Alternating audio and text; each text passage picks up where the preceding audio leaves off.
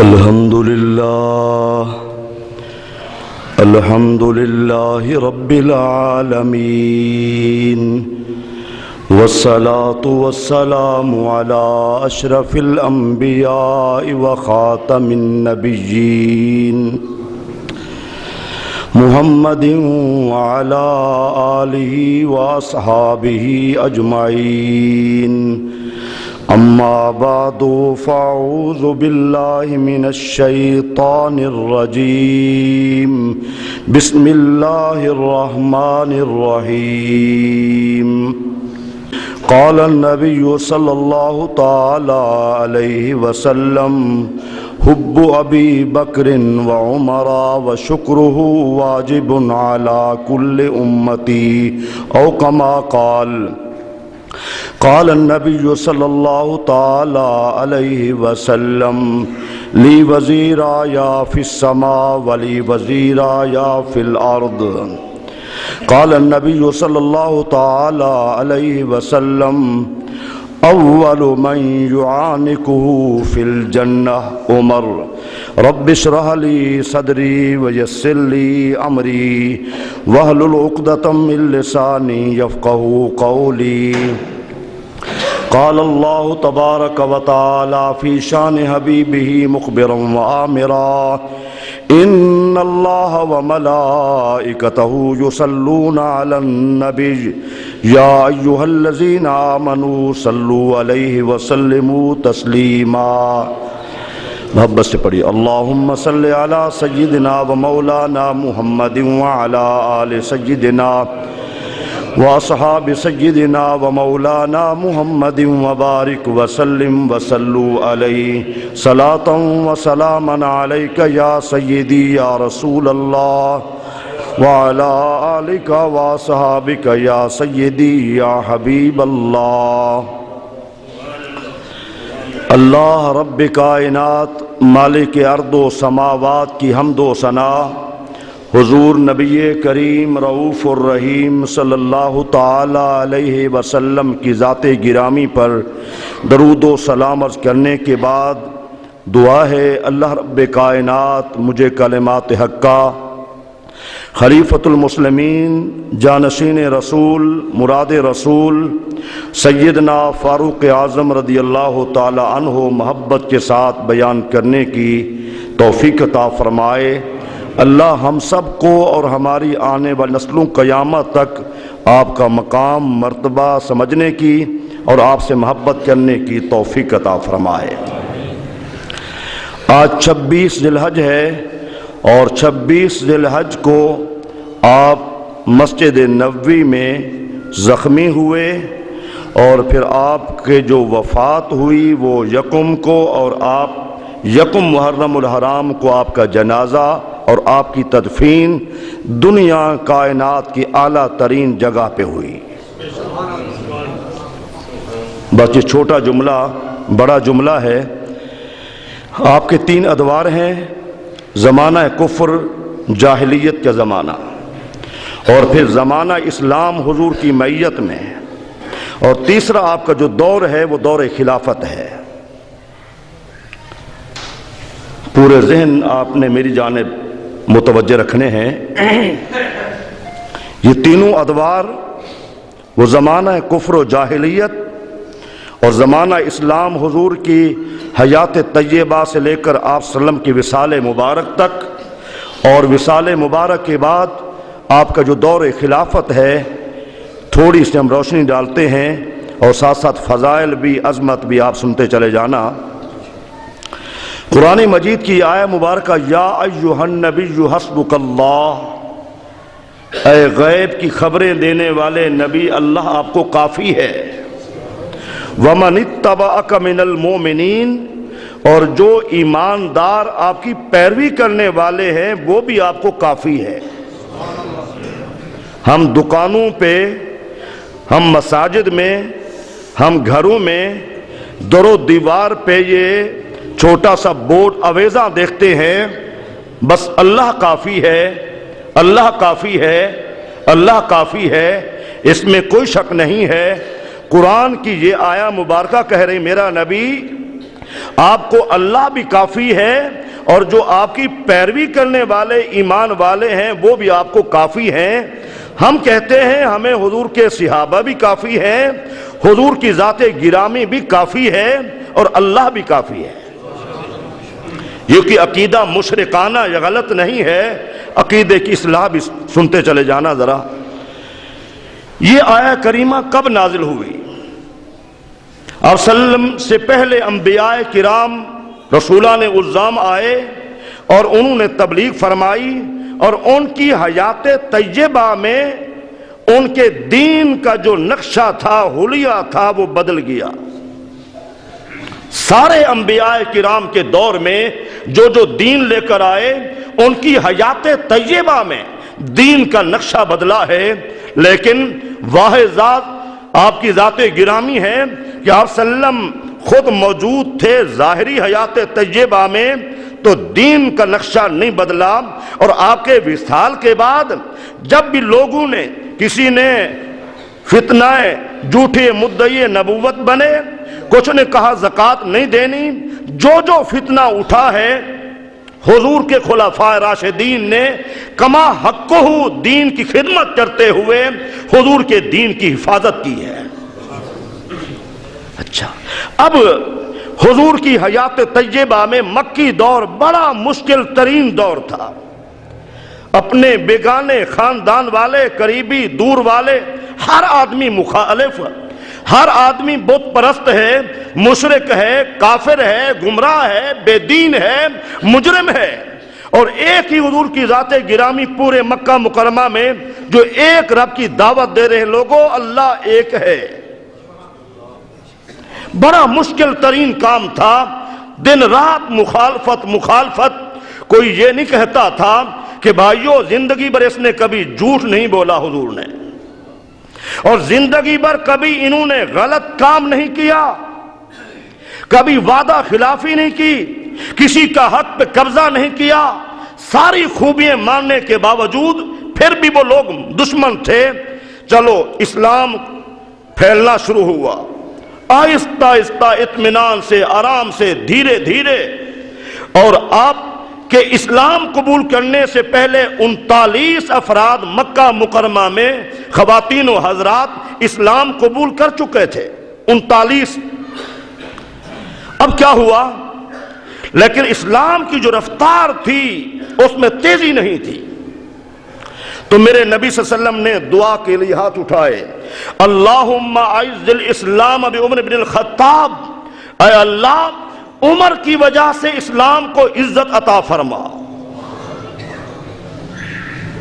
اب ذرا غور کریں، سارے صحابہ مرید ہیں اور سیدنا فاروق اعظم مرید نہیں بلکہ مراد ہیں۔ دوسرے لوگ اپنی مرضی سے یا دوستوں سے مشورے سے اسلام قبول کرنے والے ہیں، اور آپ کی وہ ذات گرامی ہے کہ آپ اللہ کے نبی کی دعا کی برکت سے اسلام قبول کرنے والے ہیں۔ زمانہ کفر، تھوڑا سا میں آپ کے سامنے نقشہ رکھتا ہوں۔ اس دور جاہلیت میں، زمانہ کفر میں، جبکہ بچے جاہل ہوا کرتے تھے، مکہ مکرمہ میں آپ کا شمار پڑھے لکھے افراد میں ہوتا تھا۔ جاہل لوگ تھے، لکھنا پڑھنا نہیں آتا تھا، آپ پورے مکہ مکرمہ میں باشعور انسان اور پڑھنے لکھنے والے تھے۔ دوسری بات، گھوڑے کی سواری یہ اعزاز سمجھا جاتا تھا، آپ بڑے بڑے مقابلوں میں حصہ لیتے گھوڑے کی سواری کا، اور پھر بڑے بڑے مقابلے جہاں میلے ہوتے تھے عکاظ، اور وہاں بڑے بڑے میلے، ان میں جا کر حصہ لیتے اور پہلوانی میں اپنا نام کمایا۔ اور جب بات آئی خطابت کی، بولنا بھی فن ہوتا ہے، اس بڑے بڑے میلے میں جا کر جب آپ خطاب کرتے تو ہر طرف سے آواز آتی، مرحبا مرحبا مرحبا، کیا خوب کہہ رہے ہیں، کیا خوب کہہ رہے ہیں۔ پورے مجمع میں، پورے مکہ میں داد خطابت آپ کو ملا کرتا تھا۔ اور پھر جب مکہ والے کسی کو سفیر بناتے تو پہلا نمبر آپ کا ہوتا. جب آپ ایران میں، روم میں، کیسر میں، بڑے بڑے ممالک میں جاتے، ان بادشاہوں کے سامنے اس فصاحت و بلاغت کے ساتھ بات کرتے کہ وہ آپ کے گرویدہ ہو جاتے. یہ ساری خوبیاں زمانہ کفر میں بھی تھیں، اور ایک ان میں بڑی بات کیا تھی؟ اسلام کے بہت بڑے دشمن تھے. جس طرح زمانہ جاہلیت میں اسلام کے دشمن تھے، اور اسلام قبول کرنے کے بعد ان سے بڑا دشمن کافروں کا اور کوئی نہیں گزرا. اب میرے بھائیوں ذرا غور کرنا، زمانہ جاہلیت کے دور کی بات جو انہوں نے خود بیان کی. جب حج کرنے کے لیے آئے، مکہ مکرمہ قریب ایک وادی تھی، اس وادی سے جب گزرے تو وہاں رک گئے، اشک بار ہوئے، کہا یہ وہ وادی ہے جہاں چند اونٹ مجھے چرانے کے لیے باپ نے دیے تھے، لیکن وہ مجھے صحیح معنی چرانے نہیں آتے تھے، اور میرا باپ مجھے غصے ہوتا تھا.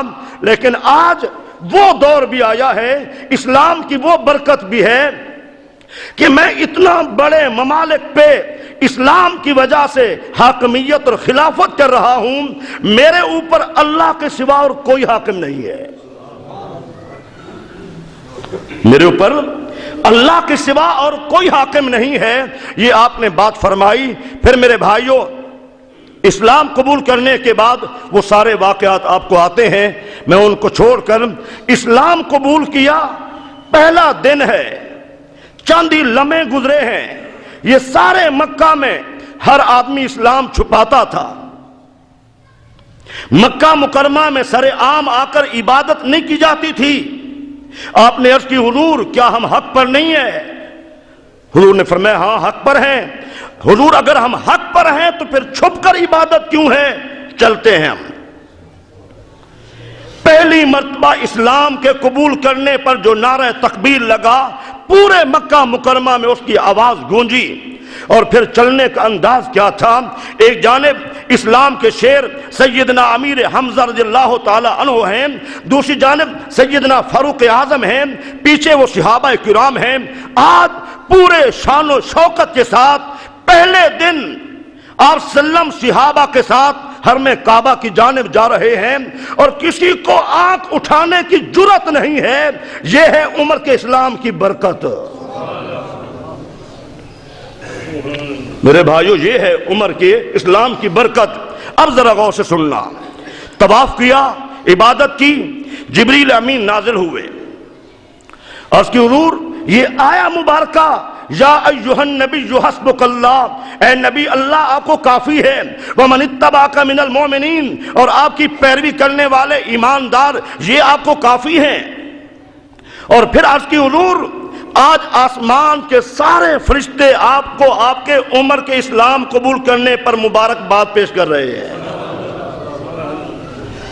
آج سارے اپنا آسمان والے فرشتے سارے خوش ہیں. آج حضور آج سارے خوشی میں ہیں اور سارے مبارکباد پیش کر رہے ہیں. اور یہ اعزاز ملا ہے حضور کے 1,24,000 یا 1,40,000 یا اس سے کم و بیش صحابہ کرام میں جس کے ایمان پر آسمان کے فرشتے بھی خوش ہو رہے تھے اور مبارکباد پیش کر رہے تھے، وہ صرف آپ کی ذات گرامی تھی. پھر مکہ سے حکم ہوا چھوڑو یہاں. سارے صحابہ چھپ چھپ کر جا رہے تھے. جب آپ کی باری آئی، جرأت کا یہ عالم، طواف کیا، نفل پڑھے، اور پھر اعلان کیا مکہ والو سن لو، آج عمر مکہ شہر کو چھوڑ کے جا رہا ہے. کسی نے اپنی بیوی کو بیوہ بنانا ہو، بچوں کو یتیم کرنا ہو، وہ آ جائے.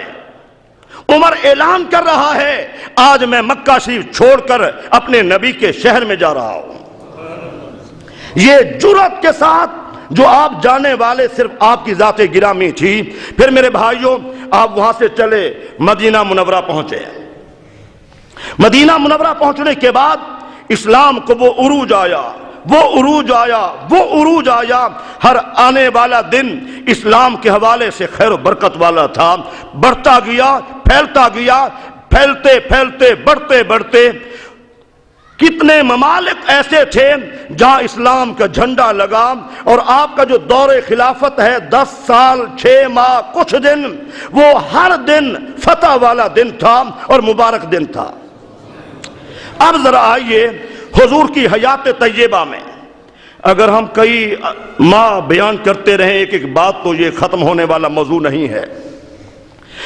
حضور کی حیات طیبہ میں قرآن کی 20 سے 22 آیات ایسی ہیں جیسے سیدنا فاروق اعظم کی رائے تھی، قرآن ویسے نازل ہو گیا۔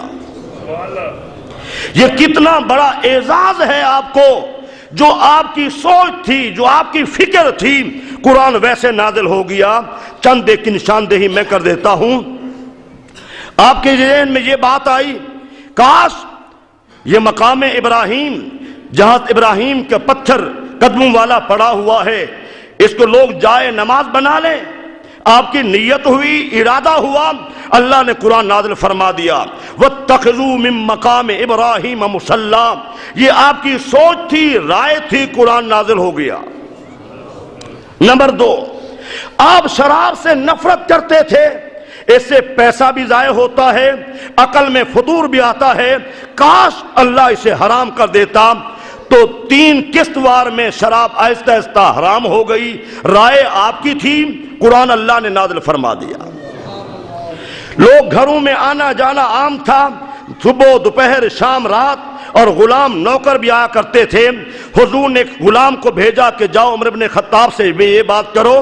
وہ گئے، دوپہر کا وقت تھا، آپ گھر میں بے تکلف حالت میں تھے، آپ کو برا لگا، دل میں خیال آیا کاش قرآن روک دے، کچھ اوقات میں کوئی آدمی گھر میں بلا اجازت اندر داخل نہ ہو۔ قرآن نے فرمایا، اللہ نے فرمایا میرے حبیب ان سے کہہ دو ان اوقات میں کوئی آدمی اجازت کے بغیر نہ آئے۔ رائے آپ کی تھی، قرآن اللہ نازل کر رہا ہے۔ پھر پردہ نہیں تھا، عورتوں کا آنا جانا تھا، سیدنا فاروق اعظم کا ارادہ بنا کاش اللہ ذوالجلال آیات نازل فرما دے کہ مسلمانوں عورتوں کے لیے کیا ہے، پردہ ضروری ہے۔ قرآن نازل ہو گیا۔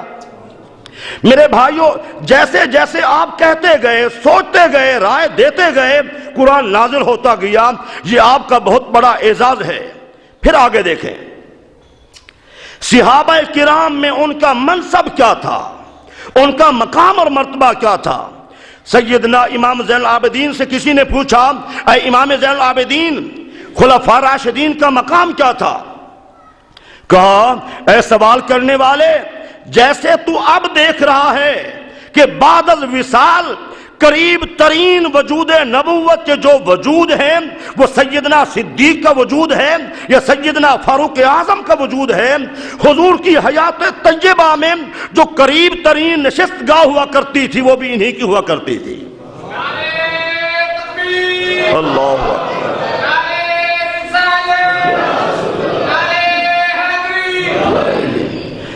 میرے عزیزان گرامی، پھر ذرا غور فرمائیں، حضور نے کیا ان کو عزت دی، مرتبہ دیا، مقام دیا۔ حضور نے ارشاد فرمایا، لی وزیر آیا فی السماء ولی وزیر آیا فی الارض، لوگوں 2 وزیر میرے آسمانوں میں ہیں، 2 وزیر زمین میں ہیں، صدیق زمین پر میرا وزیر ہے اور فاروق اعظم میرا زمین پر میرا وزیر ہے۔ میرے نبی کی بادشاہ زمین پر ہی نہیں آسمانوں پر بھی ہے۔ فرمایا جبریل اللہ کا مقرب فرشتہ ہے لیکن میرا وزیر ہے، میکائیل اللہ کا مقرب فرشتہ ہے لیکن میرا وزیر ہے۔ اور پھر حضور نے ارشاد فرمایا، میرے بھائیوں آج ذرا غور کریں، تھوڑا سوچیں ذرا اس حدیث کو۔ سیدنا علی المرتضی رضی اللہ تعالی عنہ راوی ہیں، حدیث کیا بیان کرتے ہیں، ان اللہ عز وجل افترض المحبت بعمر بن خطاب بصدیق و عمر، اللہ ذوالجلال نے سیدنا صدیق، سیدنا فاروق اعظم، سیدنا عثمان غنی، سیدنا علی المرتضی کی محبت فرض فرمائی ہے۔ کما افترض الصلاۃ والزکاۃ والصوم والحج، جس طرح نماز فرض ہے، زکوٰۃ فرض ہے، روزہ فرض ہے، حج فرض ہے، ان خلفاء کی محبت بھی کیا ہے، فرض ہے۔ خدا کا شکر ہے، سروے کریں پوری دنیا کا، پوری دنیا کا یہ اعزاز حاصل ہے تو ہمیں حاصل ہے۔ کوئی 3 صحابہ سے محبت کرتا ہے، حضرت علی المرتضیٰ سے عداوت کرتا ہے، کوئی حضرت علی المرتضیٰ سے محبت تو ان سے عداوت۔ آپس میں ذرا غور کریں، پوری دنیا میں ہم سنی ہیں، یا رسول اللہ کہنے والے ہیں، ہمارا طریقہ کیا ہے؟ ہم سمجھتے ہیں جب تک چاروں سے محبت حضور کے فرمان کے مطابق نہ ہو تو ہم ایماندار ہی نہیں ہیں۔ پوری دنیا کا سروے کر لیں، چاروں سے محبت صرف اگر ہے تو ہمیں ہے۔ پھر میرے بھائیوں ذرا غور کرنا اس بات پہ، حضور نبی کریم رؤوف الرحیم نے ارشاد فرمایا، حب ابی بکر و عمر و شکرہ واجب علی کل امتی، میری امت پر ابو بکر کی محبت اور عمر کی محبت لازم ہے اور ان کا شکرانہ ضروری ہے۔ جو مدینہ منورہ میں ہر جنگ میں شریک ہونے والے تھے، ہر جنگ میں، ہر غزوے میں شریک ہونے والے تھے، وہ آپ کی ذات گرامی تھی۔ اور پھر ذرا آپ اس بات پہ غور کریں کہ نبی کریم رؤوف الرحیم صلی اللہ علیہ وسلم نے خود ارشاد فرمایا، اقتدوا من بعدی ابی بکر و عمر، لوگوں میرے بعد ابو بکر کی اور عمر کی اقتداء کر لینا۔ تمام صحابہ کرام کی نظروں میں جن ہستیوں کا زیادہ مقام اور مرتبہ تھا یہ دونوں ہستیاں تھیں۔ اور سیدنا علی المرتضیٰ کا وہ خوبصورت خواب سنیے، ایمان تازہ کیجئے۔ آپ فرماتے ہیں پچھلی رات کا وقت ہے، صبح قریب ہو رہی ہے، میں خواب دیکھ رہا ہوں، میں نے حضور کے پیچھے نماز صبح ادا کی ہے، نماز پڑھانے کے بعد حضور ایک دیوار کی جانب ٹیک لگا کے بیٹھے ہیں،